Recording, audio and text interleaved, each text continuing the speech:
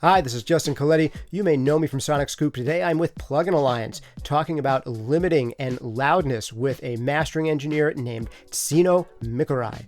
Zino Mikorey has been doing this a long time. He's been making music for a couple of decades and been mastering for years upon years. He's worked with really big artists, everything from rock to electronic to classical and beyond. He's worked with Nils Frahm, Thom Yorke, Mouse on Mars, one of my favorites, Filous and the Kooks, Metronomy, Rival Consoles, Solo Moon, Parcels, whole bunch. The list goes on and on. We're talking to him in his studio there in Berlin, Germany. Zino, how are things going for you today? Hey, Justin, all good? All right, great to have you here. Right, let's get into the topic for today, which is limiting loudness. And our excuse for being able to talk about this is the new True Peak limiter from Brainworx and Plugin Alliance, which I recommend you guys try out for free with a generous 2-week trial over at plugin-alliance.com. I've been trying it out. I've been really impressed by it. Now, Zino is a guy who does a lot of mastering with some of his beautiful analog gear there, but it seems to me like you're relying on software limiters in every master that you do. So why is that important to you? Why are you using software limiters in this analog studio? And why is this idea of a true peak limiter important to you? So I've had pretty much every analog limiter that there's out there to test, and they always do too much to the sound. What I'm looking for in a limiter is to do nothing. Just take away the peaks, don't introduce distortion, don't diminish the root. And I mean, you have the look ahead in the software, which gives you the possibility to really write that gain perfectly. And if a limiter, in an ideal limiter, would really just be an automated volume pot. So yeah, that's what I'm looking for. And then true peak limiting is so important to me because if you go out into like pretty much everywhere you get played back nowadays, there is some added processing. Think about a car, there will be some added processing. Think about Spotify is a codec, so added processing. So every time you're being played back somewhere, you need some sort of headroom for the processing that will be there. And if you take the normal limiter, then the peak value will be about underneath zero, but the actual musical information within this encoded signal is above zero. So once you have processing, then these peaks will show up again. So that's why it's so important for me. Yeah, that idea of there being intersample peaks in between the peaks that we're actually sampling can be present, and then this kind of smoothing them out. And a lot of people have complained in the past that some of their favorite limiters, when they've tried them in their true peak modes, haven't sounded particularly good to them. But I think the feedback for this new true peak limiter from Brainworx is very different. What's been your experience using this one in particular? Yeah, I'm actually really surprised by this limiter.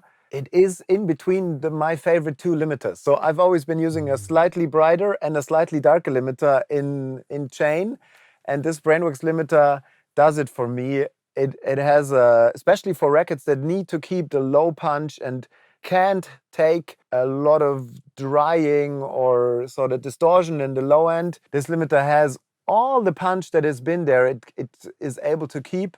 And I think the true peak in this limiter is sounding clean, and in most other limiters it's dark. You get this immediate darkness because you're used to using it with the true peaks, with the ISPs. So the ISPs, and it's really funny, if you record a DA converter, it will really play back those peaks.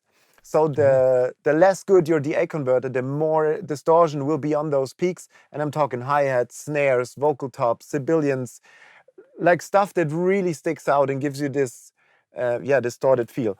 So how do you say, like, I've tested it, and on the day that I first heard it, I put it on an album, and I think it's been on 75% of the albums I've done ever since, which is normally not my way to go. Normally I have a very sort of defensive style of introducing stuff to my chain, because everything I use I've been using for 3-4 years, and I know it inside out. And also the other thing that I'm really impressed by is how fast the release is while staying so clean. So you can make it really, really fast to the point that other limiters start to, like crackle a tiny bit or do these little needle sounds, and it doesn't do it. Really interesting. And there's a couple of things you said there that I'd like to ask a little deeper questions about. The first thing is that you said in the past you were using two different limiters, one that was a little darker, one that was a little brighter, and now you're liking this one a lot because it's kind of right in between those two flavors. And I've experienced a similar thing where different limiters from different brands do have a different sound. You'd expect them to just be gain, but they're not. They all have their own tone. That has led me to often put in the limiter first when I'm mastering to figure out like, oh, which direction do we want to go? Do I want the bright limiter? Do I want the dark limiter? What do I want the limiter to sound like? And you have a couple mode options available in this new limiter to change the tone of it as well. I'm curious, do you like to put on your limiter first, or do you establish the sound with other tools and then put your limiter on later on into the master? I go to level first.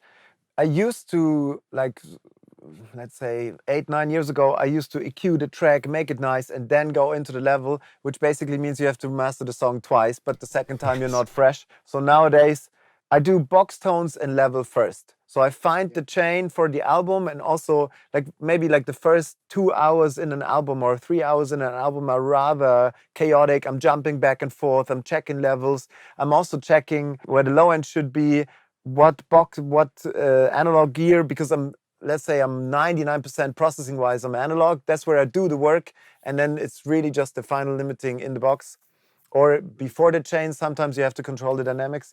By doing that, I find an analog chain that suits the whole record, and that also then glues the whole record, because I feel that I shouldn't be heard too much. I'm really just there to help it be open and create a stage that is deeper, and I'm all about depth. So with the analog gear, I'm trying to create a stage where all the songs work together, so I don't have to make the darker song too bright and I don't have to make the brighter song too dark. I'm trying to find a space where everything sort of talks to each other already, and obviously there will be a song with a little brighter, louder vocal because it's a different octave than the more ballady, maybe lower octave, and da-da-da. So so level first, and then I do all the processing. Right.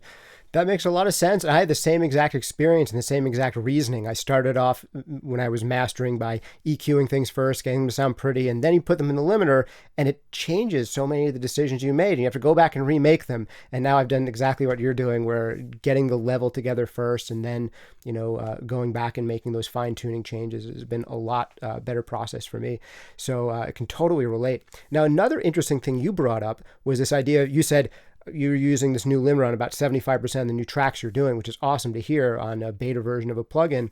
But 75% is also relevant because this is the first time I've seen in a mastering limiter where they have a default stereo link versus stereo unlink mode that isn't set to 100% by default. Usually I'm used to a limiter and both channels are completely linked, and then my ear always makes me want to just unlink the left and right a little bit, especially on really beautiful wide mixes, and I often find myself unlinking more and more, and I get to like 15% unlinked, 20% unlinked, 20, and this automatically starts you there with the limiters somewhat unlinked, which I really like as a default. I'm curious how often you end up adjusting that control in the work you're doing. Do you think that's a good default region? How do you often find yourself using that stereo unlink function that you'll find in most mastering limiters today?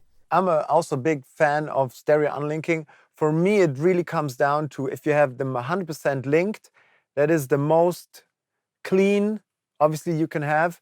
And the mid is just one line. And then you go to about 7 or 8%, it depends on the limiter, obviously, 7 or 8%, the mid sort of widens, but there's nothing happening to the sides. And then if you get over those 7, 8, let's say 10%, then this distortion, it was created in the mid that lifted kind of opened the mid. And if the cool thing is about the BX True Peak is that you have the XL control, where you can push some harmonics independent from the linking, and then you can push the harmonics from the unlinking.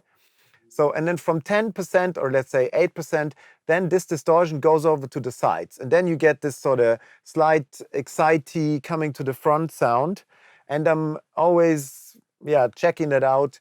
I do one thing that I've seen Greg Calby do, and I do this all the time. It is I record a small part and then I do it again. So I'm constantly blind testing myself, because blind shooting, because I want to stay in the position of the listener all the time. I don't want to be the guy doing something. I want to be just the listener making decisions. So yeah, I play with that a lot. But somehow it feels that I always end up somewhere in the 80-ish area. So this is the part where the mid has been widened and there's a bit of excitement showing up on the sides. But rarely maybe you get a very mono techno song that needs to be squashed to -6. Then obviously I'm trying to get the distortion away from the limiting and more into something else. The funny thing is, for me, it's the exact opposite. Every plugin I get, I switch everything off. I level match it perfectly, 0.0, so two decimals. And that is my starting preset, because I hate when I open something up and it does like sound or like gain reduction. I hate it so much. I just want to have the sound, because if it's perfectly level matched, then I can have the tone of it and then see if that goes against the song or not. And I mean, this limiter doesn't really have a tone, but most other plugins do have something that, yeah, that suits the song. That's why I love my analog stuff so much, because it's been so high level that it doesn't have any box tone. So I'm switching that in, and it almost feels like the bypass is broken because there's no sound added or not. So then when I want to use it, I can just put it in and do what I want in shape or phase or frequency, and I'm not dependent on the color of it, because most of the records I do are super dynamic. So they start up here and then the end is everywhere. So if I have colored gear, that would mean that maybe the quiet beginning is underneath the sweet spot and the loud ending is on top of the sweet spot. So I would have to sort of ride the gain. So the cleaner something is for me, the better the transfer curve. And transfer curve means if I add 6 dB in the front or 6 dB at the end, it should be the exact same signal. That is a perfect transfer curve. Every sort of rounding, the rounding creates distortion. So I want to have no rounding whatsoever, so I can do whatever I want and also have a wide sweet spot to go from this violin to the big orchestra without any change in sound. And this way you have the feeling that the dynamic is actually, how do you say? I think people are used to the darkening effects of limiting, so they're amazed by something not becoming darker the louder it is, and they experience it as this sort of over dramatic dynamic. And I think that's the most important part for me, is deliver something that is more dramatic, that is more cinematic, and that really does something with you instead of this boring, you know what, like, I don't want to hate, but most people, they're compressing the choruses so you get a level drop in the chorus and then the release puts up the verses, and this is pretty much the most boring thing you can do. Same with multiband. Why would you use a multiband that always takes the most interesting impact away? It's totally counterproductive, at least to the way I hear sound and what I want to experience when I'm mastering Absolutely. something. People, I think, when they start getting into using some of these types of processors, make the mistake of overly smoothing things out and overly controlling things. And part of being a great mastering engineer is knowing when to let things breathe and when to help things breathe. For me as a mastering engineer, I don't rely on compression that much, but every once in a while I will get a master that's probably a little over limited, or maybe there's a little too much fast attack bus processing, and I'm actually using a compressor to help bring back some of the transients that they smoothed out so much. So I'm using a slow attack bus compressor to just let them come back to life. So sometimes that's something you'd look at. So interesting stuff. I do the very same, but I'm using an expander, because the cool thing about an expander is the more loud the song gets, the more the expander gives. So, for example, if you have the lower, more quiet kick in the verses, it doesn't add too much, but then the big one of the first chorus hits, and it really gives you this half a dB, 0.75 lift, and it creates something, and that's like, it needs to move more, be more dramatic, do something with you to keep you listening. I think that's the most important thing to think about it. How can I get the people to listen to the end of the song? And this whole thing is, I think, one of the hardest parts. One of the nicest things to do is check out when you're playing something to someone, to check out when they start talking to you. Are they really listening for the whole song? Or are they half a minute, they turn around, yeah, blah, blah, blah, I really like it. And it's like, no, you haven't even heard the song. We're not even at the pre-chorus yet. So this, This is how I can tell you're a good mastering engineer, Zino, because there are a lot of people who, when they first get into it, the whole obsession is just with winning the SIP test of listening to a 10-second fragment versus a 10-second fragment, which one's better. And there's a place for that, and, that's important. But if you're only doing that, you start making sure the song sounds good for 10 seconds and not as an entire song. And I know all the good mastering engineers talk about what you're talking about, which is how do I keep the listener interested over long periods, not just impressed for a second or two. So I'm curious. I think one of the great things a good mastering engineer can do is, even though we're often making things a little bit less dynamic than they were, hopefully we're making them sound more dynamic as we're doing it. And that's counterintuitive, but I hear that a lot in what you're talking about here. I have a more general question for you about levels in loudness and targets you shoot for. This has been a topic of conversation for a while. People have been competing in the loudness wars forever, for as long as there's been recorded music. And in the past, I don't know, half a decade or so, people have been talking more and more about how the loudness wars are a problem and we need to bring dynamics back. And we have a range here of people who think you should master at -14 or -16 on a loudness meter to go with what the streaming services recommend. And there are people still limiting it these days to as loud as, -6, -5, -4. And there's really a wide range, even though there's automatic volume normalization. How do you think about getting to the right loudness level? Are you going for what streaming services recommend? Are you going somewhere in between as loud as possible in what they recommend? Does it vary by genre, by project? How do you think about getting to the right loudness level? And do you have any ideas about what the right loudness levels are? What are the best ranges? So for me, loudness is really only a sweet spot. I read the numbers obviously, and what I do is I'm comparing crazy accurate 0.1 dB to the mix. So I'm always level matching to the mix, and I use LOFS as a tool to listen and to not be fooled by the levels I'm adding and everything. And in general, I try to be as low as possible, because the funny thing is, if you squash something, it doesn't sound louder. You just get more sustain, but you get way less impact, way less depth and everything. So most of the time, even when somebody sends me a loud reference, I'm going there, I'm able to have it sounding more dynamic, more punchy, more everything at the same volume, obviously.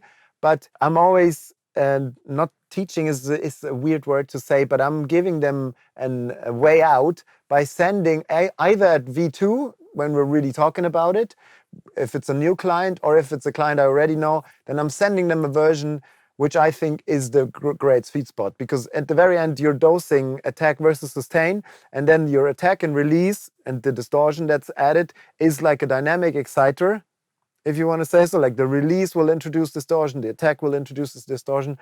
And chosen wisely, it's just a ticket. For example, clipping a dark kick is the ticket to a faster groove, because then you hear the kick, the beginning of the kick. But so I always find the sweet spot. I always try back and forth. I have a very, in my custom EQ, I have a macro system, which makes that super easy. So I have a couple of switches. Which one? Let's say it's just super easy to drive stuff differently, or to have a level matched comparison of some stages being hit less. So I find the sweet spot where I think it's great. And then I, for example, switch in a gain stage that takes away a quarter dB. And I switch it in and out, and I see what happens. And this feeling, you're actually super happy, and you're already beating the mix, and everything is perfectly fine.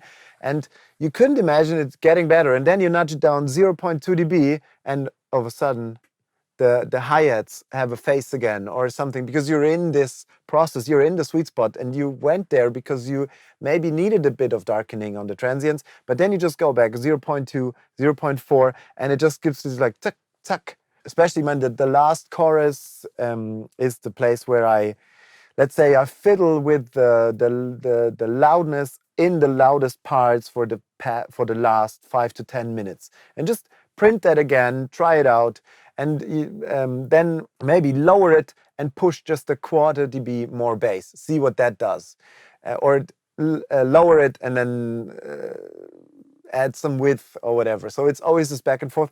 My Pro Tools has a shortcut where it nudges 0.2 up and down. So I can really just, like half of the day I sit here with eyes closed, and I can literally just do this and then nudge it down and see where is the level, what does it do. Sometimes you have a great master and it actually needs a touch more level to darken down the transients and all the metal information and give you more vocal focus. So it's in the very end all about where should the focal point be? As low as possible, but I mean, I'm doing some -6 LUFS masters some days. The crazy thing is I can really like come in the morning, do a piano record that never hits 0. That is the highest peak is at -1 point something. And then I do this record and then I do 3 singles, which are the first kick drum is flat out already at -2. You know what I mean? And that's also the fun about it. Just going back and forth and always I think I've learned a lot from the quiet. I've learned much more from the quiet records than from the loud records because most of the loud records don't sound more quiet if you lower them because there's so much information showing up all of a sudden. And then it's all about just making the client understand that you're going to be turned down anyway. And what I do is what I think everybody should do if they get a too loud reference is level match that reference and send it. And then the people can really compare because most people they just go like, yeah, is this louder or is that louder? And getting something back that is bigger. And you know what I mean? Sometimes you get feedback from a master and you think like, that's not what I did. Like, that's not how it sounds. Like, oh, it's less wide now, for example. And I say like, no, it's impossible. Like, I'm so set on depth and width that it's impossible that it is. I'm so certain about it. It's impossible. And then I find out that they've just been listening to their super squashed old demo that is 2 dB more in your face. And that obviously sounds wider and blah, blah, blah, blah. Yes. So client education is one way around that, but I like how you go a step further and send them back level matched references so you're not just educating them, but you're giving them an easy way to really compare how things are really going to sound next to each other. That's a wonderful trick that I think I might have to steal from you, Zino. Yeah, please do. So if I ever do it, I'll tell everyone I learned it from Zino Mikorey. One last quick thing I'd love to get a sense for is why you think that it's been so hard for true peak limiters to sound great in the past and what's happening in this one that might be making it sound better. One of the things that I've noticed that I've talked about a little bit in the manual is the idea of selective oversampling, where it's using oversampling, but not using it in all times or all parts of the signal. There hasn't been a ton of detail on that yet. I think there's some kind of secret sauce going on under the hood here. But what do you think goes into making a true peak limiter sound great? And what do you think have been some of the issues with true peak limiting in the past? So I think in general, it should be as easy as oversampling the sidechain, because what you want to do is have signal that is faster than the sampling rate actually be limited. So if you're at a 44, that means just sampling rate wise, you have a limited bandwidth concerning speed of the limiting. Just oversampling the sidechain does actually work. If you take a normal limiter with oversampling options, it will be sorted true peak very easily. But the cool thing is what you can also hear in the space and the definition of percussion and like super high frequency information is if you have a normal limiter, it will just shut the signal at 0. It will brick wall the signal at 0, just like clipping does. And if you think about this is maybe the bass information, and there is the hi-hat riding on this here. That's how a signal is encoded into each other. So if you're bricking here, that means hi-hat, no hi-hat, hi-hat. So if you oversample this, and the true peak is a reconstructed signal, it's real. It's not something somebody invented to do it. It's real what is happening here. So if you had a flat top signal, this would create a true peak. So the true peak limiter needs to stay agile. So in this way, you will also get the hi-hat back. And that's so funny because most oversampled or true peak limiters don't do this. They sound darker, fallen in, the groove changes. It's this weird, almost muddy feel. And this one doesn't do it. I think maybe because they developed it as a true peak limiter from the very get-go and not as a normal limiter with a true peak option. They were going into that code, searching for the openness, the transparency, and also this what comes in goes out again, this comparison. and maybe that's why it sounds so special. But you can also Absolutely. hear it in low I think end. that's a great idea of, going into the design with the goal of making a true peak mode sound as good as possible is going to get you much different results than designing a limiter and then slapping on true peak at the end. And there's so much like that in music production too, in general. When you're designing recordings to sound like great mixes, designing mixes to sound like great masters, and then starting your mastering chain with something like limiting and then going into it. I mean, it's just one of those like fractal little microcosms where you see that principle again and again throughout the world of audio. Very cool. Zino, this has been really interesting, enlightening conversation. It's so cool to hear there's so many things that you've come to that just feel so similar to what I'm doing, and a couple of new tricks and ideas that I've picked up. So really wonderful to have this conversation. For those of you who want to try out this new limiter, I can vouch for it. Zino can vouch for it. It's probably the best sounding true peak limiter that I've heard yet, where I feel like a lot of my favorite limiters, when I put them in true peak mode, I feel like they're not quite as good as they are normally, but this limiter, I think, in true peak mode really stands up next to everything. And it's so great to hear you're already using it as a beta version on so many commercially released tracks. So if you guys want to try it for yourself, definitely go to plugin-alliance.com where you can try out this or anything else they make for free for 2 weeks. Also, if you want to check out Zino, what are the best ways for people to follow you and keep up with what you're doing? Just zinomikorey.com, so zinomikorey.com. And from there on, you will get to the Insta easily. Insta is the only thing I do nowadays because, wasting too much time on that already. I hear you. Check him out on his website. Check him out on the Instagrams. Thanks again, Zino, for joining us and sharing some of your insights with us. Really super helpful, insightful stuff. Thank you guys for hanging out with us. This has been Justin Colletti of Sonic Scoop, this time on the Plugin Alliance channel. Check him out at plugin-alliance.com. Thanks for hanging out with us. See you next time.